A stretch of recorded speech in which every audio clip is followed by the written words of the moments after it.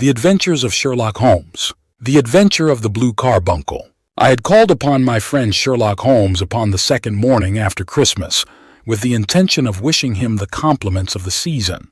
He was lounging upon the sofa in a purple dressing gown, a pipe rack within his reach upon the right, and a pile of crumpled morning papers, evidently newly studied, near at hand. Beside the couch was a wooden chair, and on the angle of the back hung a very seedy and disreputable hard felt hat, much the worse for wear and cracked in several places. A lens and a forceps lying upon the seat of the chair suggested that the hat had been suspended in this manner for the purpose of examination.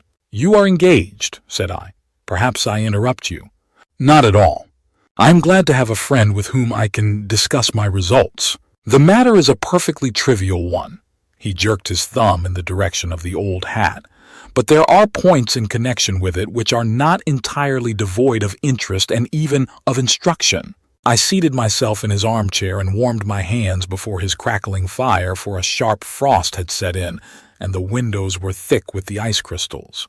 "I suppose," I remarked, "that, homely as it looks, this thing has some deadly story linked onto it, that it is the clue which will guide you in the solution of some mystery and the punishment of some crime." No crime," said Sherlock Holmes, laughing.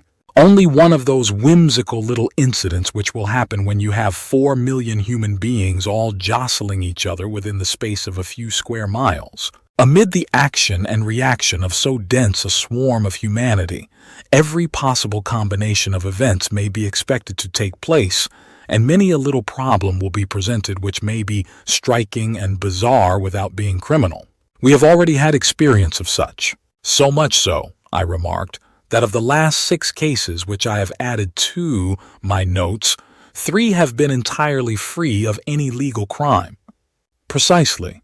You allude to my attempt to recover the Irene Adler papers, to the singular case of Miss Mary Sutherland, and to the adventure of the man with the twisted lip.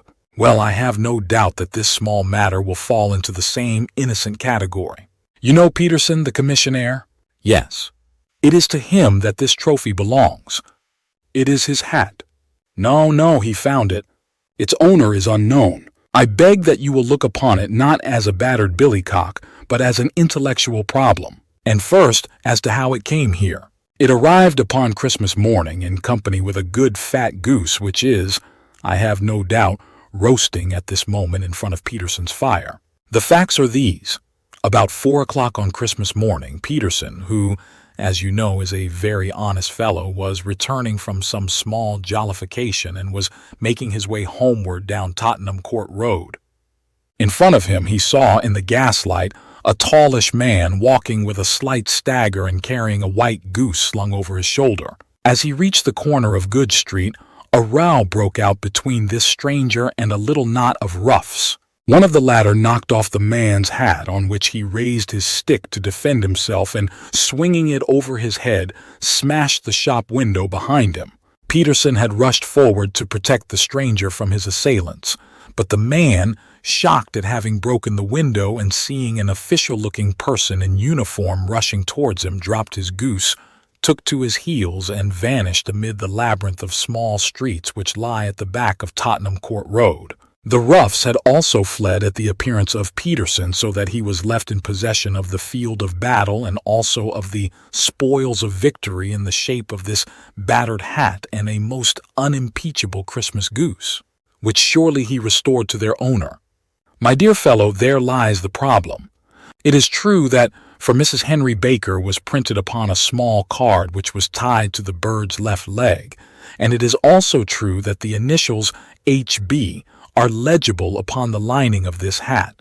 But as there are some thousands of Bakers and some hundreds of Henry Bakers in this city of ours, it is not easy to restore lost property to any one of them. What then did Peterson do? He brought round both hat and goose to me on Christmas morning, knowing that even the smallest problems are of interest to me. The goose we retained until this morning, when there were signs that, in spite of the slight frost, it would be well that it should be eaten without unnecessary delay. Its finder has carried it off, therefore, to fulfill the ultimate destiny of a goose, while I continue to retain the hat of the unknown gentleman who lost his Christmas dinner. Did he not advertise? No. Then, what clue could you have as to his identity? Only as much as we can deduce. From his hat. Precisely.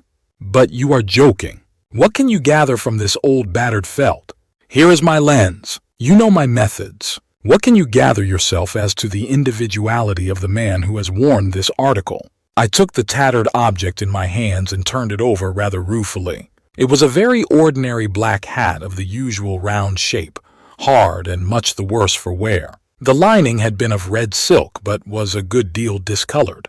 There was no maker's name, but, as Holmes had remarked, the initials HB were scrawled upon one side. It was pierced in the brim for a hat securer, but the elastic was missing. For the rest, it was cracked, exceedingly dusty, and spotted in several places, although there seemed to have been some attempt to hide the discolored patches by smearing them with ink. "I can see nothing," said I, handing it back to my friend. "On the contrary, Watson, you can see everything. You fail, however, to reason from what you see. You are too timid in drawing your inferences. Then, pray tell me what it is that you can infer from this hat." He picked it up and gazed at it in the peculiar introspective fashion which was characteristic of him. "It is perhaps less suggestive than it might have been," he remarked, "and yet there are a few inferences which are very distinct, and a few others which represent at least a strong balance of probability. That the man was highly intellectual is of course obvious upon the face of it, and also that he was fairly well-to-do within the last 3 years, although he has now fallen upon evil days. He had foresight, but has less now than formerly, pointing to a moral retrogression which, when taken with the decline of his fortunes, seems to indicate some evil influence, probably drink, at work upon him. This may account also for the obvious fact that his wife has ceased to love him. My dear Holmes, he has, however, retained some degree of self-respect," he continued, disregarding my remonstrance. "He is a man who leads a sedentary life, goes out little, is out of training entirely, is middle-aged, has grizzled hair which he has had cut within the last few days, and which he anoints with lime cream. These are the more patent facts which are to be deduced from his hat. Also, by the way, that it is extremely improbable that he has gas laid on in his house." "You are certainly joking, Holmes." "Not in the least. Is it possible that even now, when I give you these results, you are unable to see how they are attained? I have no doubt that I am very stupid, but I must confess that I am unable to follow you. For example, how did you deduce that this man was intellectual?" For answer, Holmes clapped the hat upon his head. It came right over the forehead and settled upon the bridge of his nose. "It is a question of cubic capacity," said he. "A man with so large a brain must have something in it." "The decline of his fortunes, then?" "This hat is 3 years old. These flat brims curled at the edge came in then. It is a hat of the very best quality. Look at the band of ribbed silk and the excellent lining. If this man could afford to buy so expensive a hat 3 years ago, and has had no hat since, then he has assuredly gone down in the world. Well, that is clear enough, certainly. But how about the foresight and the moral retrogression?" Sherlock Holmes laughed. "Here is the foresight," said he, putting his finger upon the little disc and loop of the hat securer. "They are never sold upon hats. If this man ordered one, it is a sign of a certain amount of foresight, since he went out of his way to take this precaution against the wind. But since we see that he has broken the elastic and has not troubled to replace it, it is obvious that he has less foresight now than formerly, which is a distinct proof of a weakening nature. On the other hand, he has endeavored to conceal some of these stains upon the felt by daubing them with ink, which is a sign that he has not entirely lost his self-respect. Your reasoning is certainly plausible. The further points that he is middle-aged, that his hair is grizzled, that it has been recently cut, and that he uses lime cream are all to be gathered from a close examination of the lower part of the lining. The lens discloses a large number of hair ends, clean cut by the scissors of the barber. They all appear to be adhesive, and there is a distinct odor of lime cream. This dust, you will observe, is not the gritty gray dust of the street, but the fluffy brown dust of the house, showing that it has been hung up indoors most of the time, while the marks of moisture upon the inside are proof positive that the wearer perspired very freely and could therefore hardly be in the best of training. But his wife, you said that she had ceased to love him. This hat has not been brushed for weeks. When I see you, my dear Watson, with a week's accumulation of dust upon your hat, and when your wife allows you to go out in such a state, I shall fear that you also have been unfortunate enough to lose your wife's affection. But he might be a bachelor. Nay, he was bringing home the goose as a peace offering to his wife. Remember the card upon the bird's leg. You have an answer to everything. But how on earth do you deduce that the gas is not laid on in his house? One tallow stain, or even two, might come by chance. But when I see no less than 5, I think that there can be little doubt that the individual must be brought into frequent contact with burning tallow, walks upstairs at night probably with his hat in one hand and a guttering candle in the other. Anyhow, he never got tallow stains from a gas jet. Are you satisfied? Well, it is very ingenious, said I, laughing, but since, as you said just now, there has been no crime committed and no harm done save the loss of a goose, all this seems to be rather a waste of energy. Sherlock Holmes had opened his mouth to reply when the door flew open and Peterson, the commissionaire, rushed into the apartment with flushed cheeks and the face of a man who is dazed with astonishment. "The goose, Mr. Holmes, the goose, sir," he gasped. "Eh? What of it then? Has it returned to life and flapped off through the kitchen window?" Holmes twisted himself round upon the sofa to get a fairer view of the man's excited face. "See here, sir, see what my wife found in its crop." He held out his hand and displayed upon the center of the palm a brilliantly scintillating blue stone, rather smaller than a bean in size, but of such purity and radiance that it twinkled like an electric point in the dark hollow of his hand. Sherlock Holmes sat up with a whistle. "By Jove, Peterson," said he, "this is treasure trove indeed. I suppose you know what you have got." "A diamond, sir?" "A precious stone. It cuts into glass as though it were putty. It's more than a precious stone. It is the precious stone." "Not the Countess of Morcar's Blue Carbuncle," I ejaculated. "Precisely so. I ought to know its size and shape, seeing that I have read the advertisement about it in the Times every day lately. It is absolutely unique, and its value can only be conjectured, but the reward offered of PS 1000 is certainly not within a 20th part of the market price." £1,000! Great Lord of mercy! The commissionaire plumped down into a chair and stared from one to the other of us. "That is the reward, and I have reason to know that there are sentimental considerations in the background which would induce the Countess to part with half her fortune if she could but recover the gem. It was lost, if I remember aright, at the Hotel Cosmopolitan," I remarked.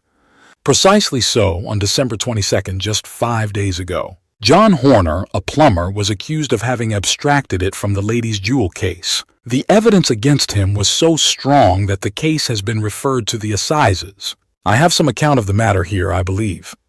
He rummaged amid his newspapers, glancing over the dates until at last he smoothed one out, doubled it over, and read the following paragraph. "Hotel Cosmopolitan jewel robbery. John Horner, 26, plumber, was brought up upon the charge of having upon the 22nd inst. Abstracted from the jewel case of the Countess of Morcar the valuable gem known as the Blue Carbuncle. James Ryder, upper attendant at the hotel, gave his evidence to the effect that he had shown Horner up to the dressing room of the Countess of Morcar upon the day of the robbery in order that he might solder the second bar of the grate, which was loose. He had remained with Horner some little time, but had finally been called away. On returning, he found that Horner had disappeared, that the bureau had been forced open, and that the small morocco casket in which, as it afterwards transpired, the Countess was accustomed to keep her jewel, was lying empty upon the dressing table. Ryder instantly gave the alarm, and Horner was arrested the same evening, but the stone could not be found either upon his person or in his rooms. Catherine Cusack, maid to the Countess, deposed to having heard Ryder's cry of dismay on discovering the robbery, and to having rushed into the room where she found matters as described by the last witness. Inspector Bradstreet, B Division, gave evidence as to the arrest of Horner, who struggled frantically and protested his innocence in the strongest terms. Evidence of a previous conviction for robbery having been given against the prisoner, the magistrate refused to deal summarily with the offense but referred it to the assizes. Horner, who had shown signs of intense emotion during the proceedings, fainted away at the conclusion and was carried out of court. So much for the police court, said Holmes thoughtfully, tossing aside the paper. The question for us now to solve is the sequence of events leading from a rifled jewel case at one end to the crop of a goose in Tottenham Court Road at the other. You see, Watson, our little deductions have suddenly assumed a much more important and less innocent aspect. Here is the stone. The stone came from the goose, and the goose came from Mr. Henry Baker, the gentleman with the bad hat and all the other characteristics with which I have bored you. So now we must set ourselves very seriously to finding this gentleman and ascertaining what part he has played in this little mystery. To do this, we must try the simplest means first, and these lie undoubtedly in an advertisement in all the evening papers. If this fail, I shall have recourse to other methods. What will you say? Give me a pencil and that slip of paper. Now then, found at the corner of Good Street a goose and a black felt hat. Mr. Henry Baker can have the same by applying at 6:30 this evening at 221B Baker Street. That is clear and concise. Very. But will he see it? Well, he is sure to keep an eye on the papers since, to a poor man, the loss was a heavy one. He was clearly so scared by his mischance in breaking the window and by the approach of Peterson that he thought of nothing but flight. But since then he must have bitterly regretted the impulse which caused him to drop his bird. Then again, the introduction of his name will cause him to see it, for everyone who knows him will direct his attention to it. Here you are, Peterson. Run down to the advertising agency and have this put in the evening papers. In which, sir? Oh, in the Globe, Star, Pall Mall, St. James's Gazette, Evening News, Standard, Echo, and any others that occur to you. Very well, sir. And this stone? Ah, yes, I shall keep the stone. Thank you. And I say, Peterson, just buy a goose on your way back and leave it here with me, for we must have one to give to this gentleman in place of the one which your family is now devouring. When the commissionaire had gone, Holmes took up the stone and held it against the light. It's a bonny thing, said he. Just see how it glints and sparkles. Of course it is a nucleus and focus of crime. Every good stone is. They are the devil's pet baits. In the larger and older jewels, every facet may stand for a bloody deed. This stone is not yet 20 years old. It was found in the banks of the Amoy River in southern China, and is remarkable in having every characteristic of the carbuncle, save that it is blue in shade instead of ruby red. In spite of its youth, it has already a sinister history. There have been 2 murders, a vitriol throwing, a suicide, and several robberies brought about for the sake of this 40-grain weight of crystallized charcoal. Who would think that so pretty a toy would be a purveyor to the gallows and the prison? I'll lock it up in my strong box now and drop a line to the Countess to say that we have it. Do you think that this man Horner is innocent? I cannot tell. Well then, do you imagine that this other one, Henry Baker, had anything to do with the matter? It is, I think, much more likely that Henry Baker is an absolutely innocent man who had no idea that the bird which he was carrying was of considerably more value than if it were made of solid gold. That, however, I shall determine by a very simple test if we have an answer to our advertisement. And you can do nothing until then? Nothing. In that case, I shall continue my professional round. But I shall come back in the evening at the hour you have mentioned, for I should like to see the solution of so tangled a business. Very glad to see you. I dine at 7. There is a woodcock, I believe. By the way, in view of recent occurrences, perhaps I ought to ask Mrs. Hudson to examine its crop. I had been delayed at a case, and it was a little after 6:30 when I found myself in Baker Street once more.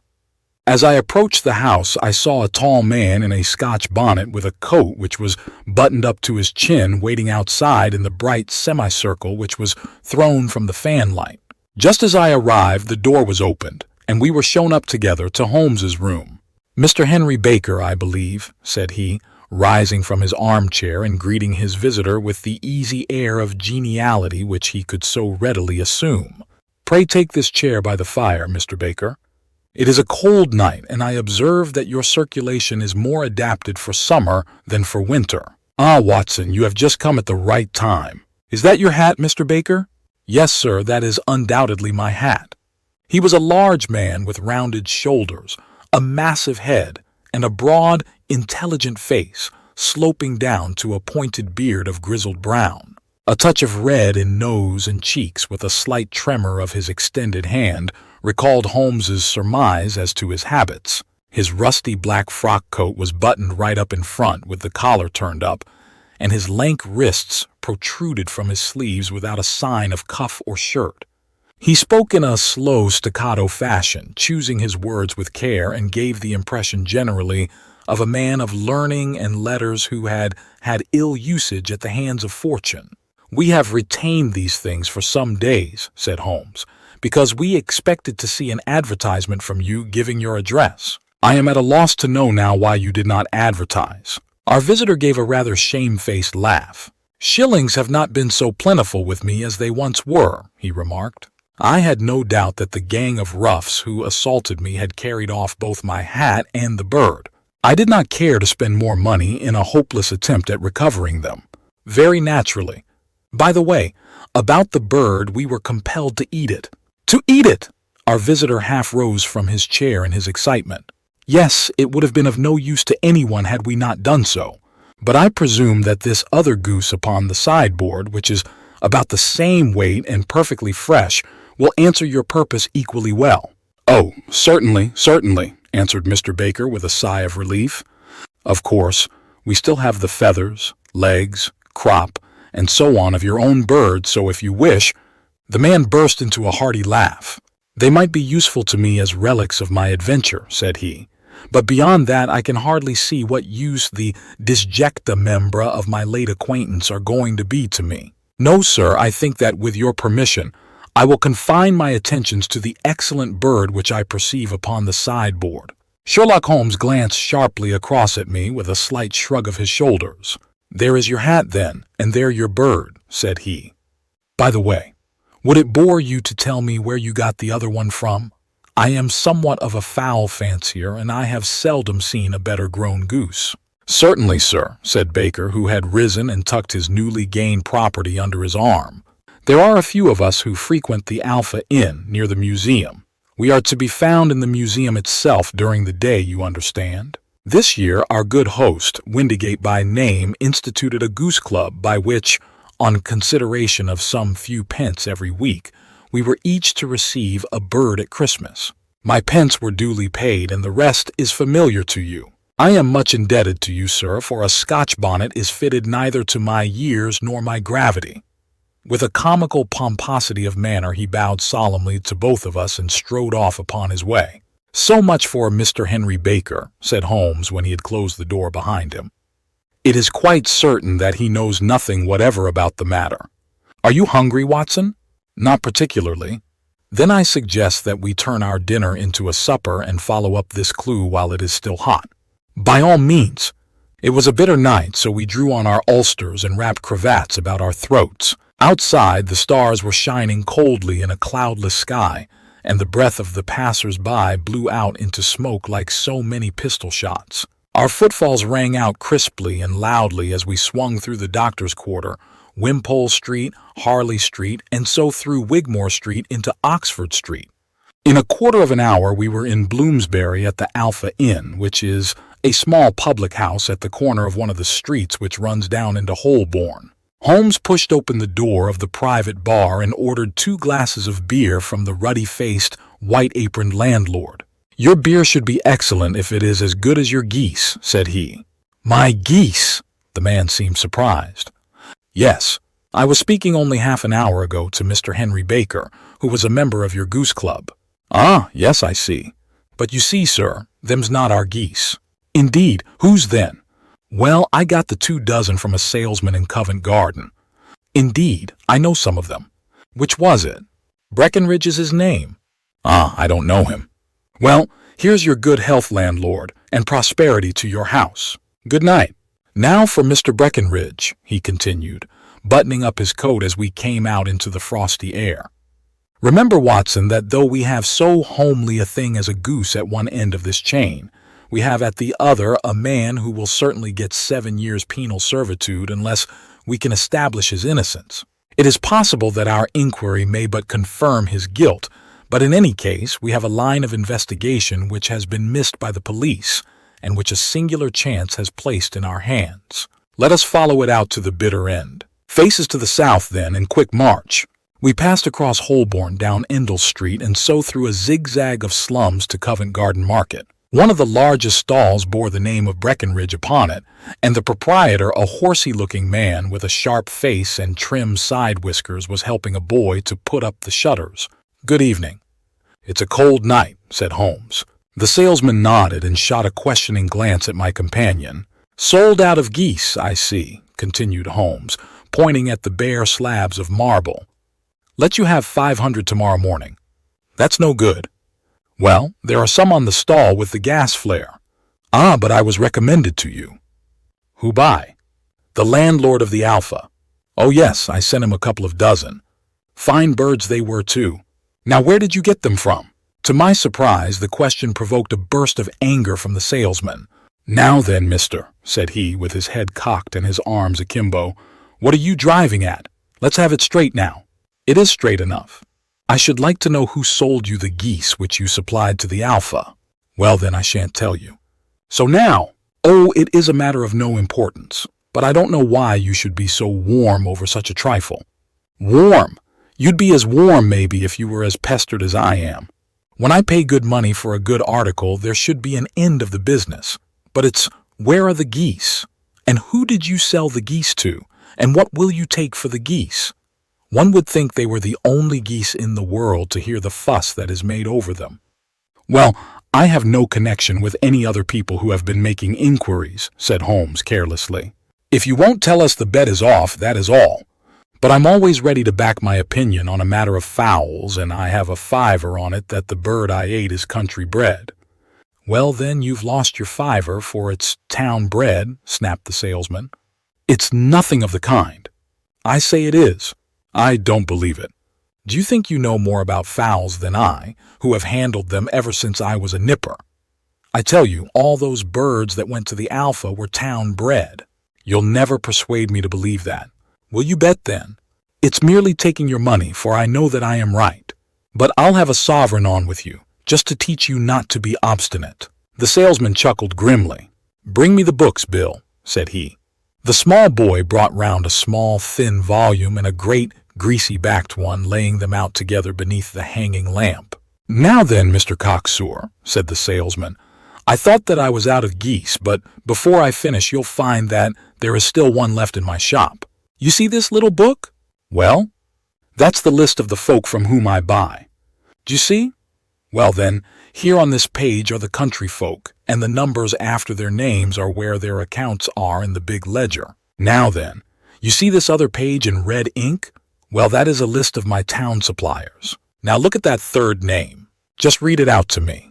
"Mrs. Oakshott, 117, Brixton Road, 249, read Holmes. "Quite so. Now turn that up in the ledger." Holmes turned to the page indicated. "Here you are, Mrs. Oakshott, 117, Brixton Road, egg and poultry supplier. Now then, what's the last entry? December 22nd, 24 geese at sevens, 6D. "Quite so.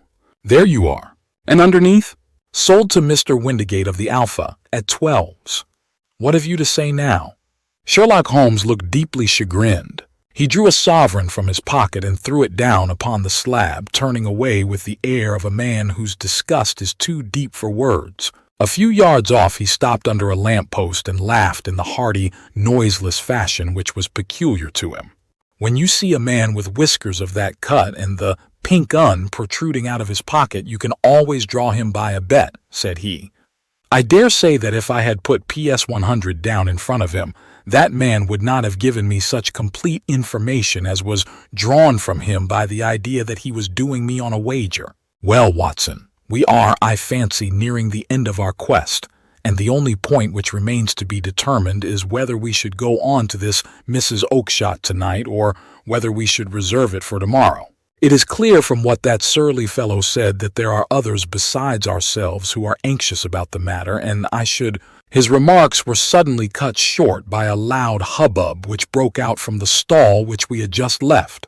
Turning round, we saw a little rat-faced fellow standing in the center of the circle of yellow light which was thrown by the swinging lamp, while Breckenridge, the salesman, framed in the door of his stall, was shaking his fists fiercely at the cringing figure. "I've had enough of you and your geese," he shouted. "I wish you were all at the devil together. If you come pestering me any more with your silly talk, I'll set the dog at you. You bring Mrs. Oakshott here and I'll answer her, but what have you to do with it? Did I buy the geese off you?" "No, but one of them was mine all the same," whined the little man. "Well then, ask Mrs. Oakshott for it. She told me to ask you." "Well, you can ask the King of Prussia for all I care. I've had enough of it. Get out of this!" He rushed fiercely forward, and the inquirer flitted away into the darkness. "Ha! This may save us a visit to Brixton Road," whispered Holmes. "Come with me, and we will see what is to be made of this fellow." Striding through the scattered knots of people who lounged round the flaring stalls, my companion speedily overtook the little man and touched him upon the shoulder. He sprang round, and I could see in the gaslight that every vestige of color had been driven from his face. "Who are you, then? What do you want?" he asked in a quavering voice. "You will excuse me," said Holmes blandly, "but I could not help overhearing the questions which you put to the salesman just now. I think that I could be of assistance to you." "You? Who are you? How could you know anything of the matter?" "My name is Sherlock Holmes. It is my business to know what other people don't know. But you can know nothing of this." "Excuse me, I know everything of it. You are endeavoring to trace some geese which were sold by Mrs. Oakshott of Brixton Road to a salesman named Breckenridge, by him in turn to Mr. Windigate of the Alpha, and by him to his club, of which Mr. Henry Baker is a member."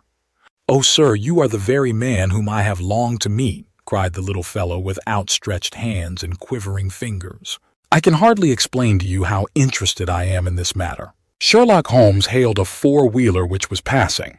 "In that case, we had better discuss it in a cozy room rather than in this wind-swept marketplace," said he.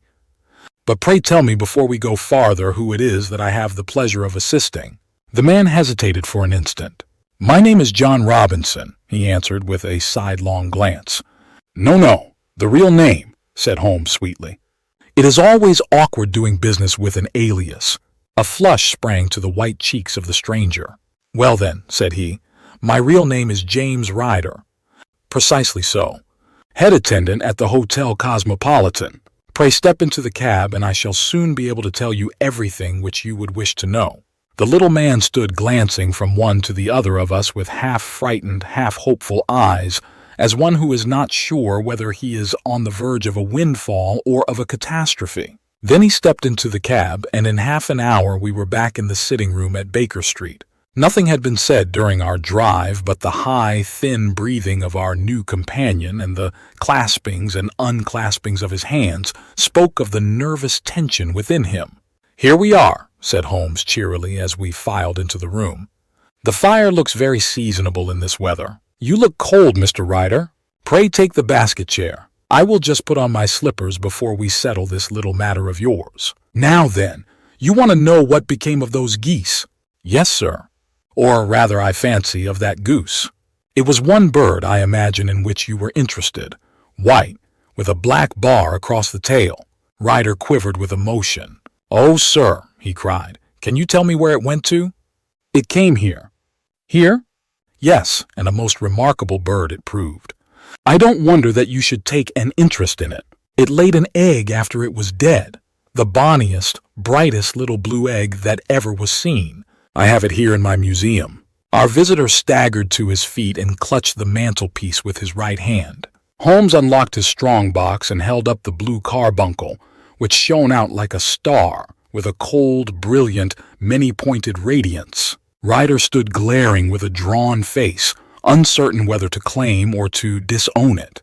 "The game's up, Ryder," said Holmes quietly. "Hold up, man, or you'll be into the fire. Give him an arm back into his chair, Watson. He's not got blood enough to go in for felony with impunity. Give him a dash of brandy. So, Now he looks a little more human. What a shrimp it is, to be sure. For a moment he had staggered and nearly fallen, but the brandy brought a tinge of color into his cheeks, and he sat staring with frightened eyes at his accuser. I have almost every link in my hands and all the proofs which I could possibly need, so there is little which you need tell me. Still, that little may as well be cleared up to make the case complete. You had heard, Ryder, of this blue stone of the Countess of Morcar's? It was Catherine Cusack who told me of it, said he in a crackling voice. I see, her ladyship's waiting maid. Well, the temptation of sudden wealth so easily acquired was too much for you, as it has been for better men before you. But you were not very scrupulous in the means you used. It seems to me, Ryder, that there is the making of a very pretty villain in you. You knew that this man Horner, the plumber, had been concerned in some such matter before, and that suspicion would rest the more readily upon him. What did you do then? You made some small job in my lady's room, you and your confederate Cusack, and you managed that he should be the man sent for. Then, when he had left, you rifled the jewel case, raised the alarm, and had this unfortunate man arrested. You then, Ryder threw himself down suddenly upon the rug and clutched at my companion's knees. For God's sake, have mercy, he shrieked. Think of my father, of my mother. It would break their hearts. I never went wrong before. I never will again. I swear it. I'll swear it on a Bible. Oh, don't bring it into court. For Christ's sake, don't. Get back into your chair, said Holmes sternly. It is very well to cringe and crawl now, but you thought little enough of this poor Horner in the dock for a crime of which he knew nothing. I will fly, Mr. Holmes. I will leave the country, sir. Then the charge against him will break down. We will talk about that. And now let us hear a true account of the next act. How came the stone into the goose? And how came the goose into the open market? Tell us the truth, for there lies your only hope of safety. Ryder passed his tongue over his parched lips. I will tell you it just as it happened, sir, said he. When Horner had been arrested, it seemed to me that it would be best for me to get away with the stone at once, for I did not know at what moment the police might not take it into their heads to search me in my room. There was no place about the hotel where it would be safe. I went out as if on some commission, and I made for my sister's house. She had married a man named Oakshott and lived in Brixton Road, where she fattened fowls for the market. All the way there, every man I met seemed to me to be a policeman or a detective, and for all that it was a cold night, the sweat was pouring down my face before I came to the Brixton Road. My sister asked me what was the matter and why I was so pale, but I told her that I had been upset by the jewel robbery at the hotel. Then I went into the backyard and smoked a pipe and wondered what it would be best to do. I had a friend once called Maudsley who went to the bad and has just been serving his time in Pentonville. One day he had met me and fell into talk about the ways of thieves and how they could get rid of what they stole. I knew that he would be true to me, for I knew one or two things about him, so I made up my mind to go right on to Kilburn where he lived and take him into my confidence. He would show me how to turn the stone into money. But how to get to him in safety? I thought of the agonies I had gone through in coming from the hotel. I might at any moment be seized and searched, and there would be the stone in my waistcoat pocket. I was leaning against the wall at the time and looking at the geese which were waddling about round my feet, and suddenly an idea came into my head which showed me how I could beat the best detective that ever lived. My sister had told me some weeks before that I might have the pick of her geese for a Christmas present, and I knew that she was always as good as her word. I would take my goose now, and in it I would carry my stone to Kilburn. There was a little shed in the yard, and behind this I drove one of the birds, a fine big one, white, with a barred tail. I caught it, and prying its bill open, I thrust the stone down its throat as far as my finger could reach. The bird gave a gulp, and I felt the stone pass along its gullet and down into its crop. But the creature flapped and struggled, and out came my sister to know what was the matter. As I turned to speak to her, the brute broke loose and fluttered off among the others. "Whatever were you doing with that bird, Jem?" says she. "Well," said I, "you said you'd give me one for Christmas, and I was feeling which was the fattest." "Oh," says she, "we've set yours aside for you. Jem's bird, we call it. It's the big white one over yonder. There's 26 of them, which makes one for you, and one for us, and 2 dozen for the market." "Thank you, Maggie," says I. "But if it is all the same to you, I'd rather have that one I was handling just now." The other is a good 3 pound heavier, said she, and we fattened it expressly for you. Never mind. I'll have the other, and I'll take it now, said I. Oh, just as you like, said she, a little huffed. Which is it you want, then? That white one with the barred tail right in the middle of the flock. Oh, very well. Kill it and take it with you. Well, I did what she said, Mr. Holmes, and I carried the bird all the way to Kilburn. I told my pal what I had done, for he was a man that it was easy to tell a thing like that to. He laughed until he choked, and we got a knife and opened the goose. My heart turned to water, for there was no sign of the stone, and I knew that some terrible mistake had occurred. I left the bird, rushed back to my sister's, and hurried into the backyard. There was not a bird to be seen there. Where are they all, Maggie? I cried. Gone to the dealers, Jem. Which dealers? Breckenridge of Covent Garden. But was there another with a barred tail? I asked. The same as the one I chose? Yes, Jem. There were 2 barred-tailed ones, and I could never tell them apart. Well, then, of course I saw it all, and I ran off as hard as my feet would carry me to this man Breckenridge. But he had sold the lot at once, and not one word would he tell me as to where they had gone. You heard him yourselves tonight. Well, he has always answered me like that. My sister thinks that I am going mad. Sometimes I think that I am myself. And now I am myself a branded thief without ever having touched the wealth for which I sold my character. God help me! God help me! He burst into convulsive sobbing with his face buried in his hands. There was a long silence, broken only by his heavy breathing and by the measured tapping of Sherlock Holmes's fingertips upon the edge of the table. Then my friend rose and threw open the door. "Get out," said he. "What, sir? Oh, heaven bless you. No more words. Get out!" And no more words were needed. There was a rush, a clatter upon the stairs, the bang of a door, and the crisp rattle of running footfalls from the street. "After all, Watson," said Holmes, reaching up his hand for his clay pipe, "I am not retained by the police to supply their deficiencies. If Horner were in danger, it would be another thing, but this fellow will not appear against him, and the case must collapse. I suppose that I am commuting a felony, but it is just possible that I am saving a soul. This fellow will not go wrong again. He is too terribly frightened. Send him to jail now, and you make him a jailbird for life. Besides, it is the season of forgiveness. Chance has put in our way a most singular and whimsical problem, and its solution is its own reward. If you will have the goodness to touch the bell, Doctor, we will begin another investigation in which also a bird will be the chief feature.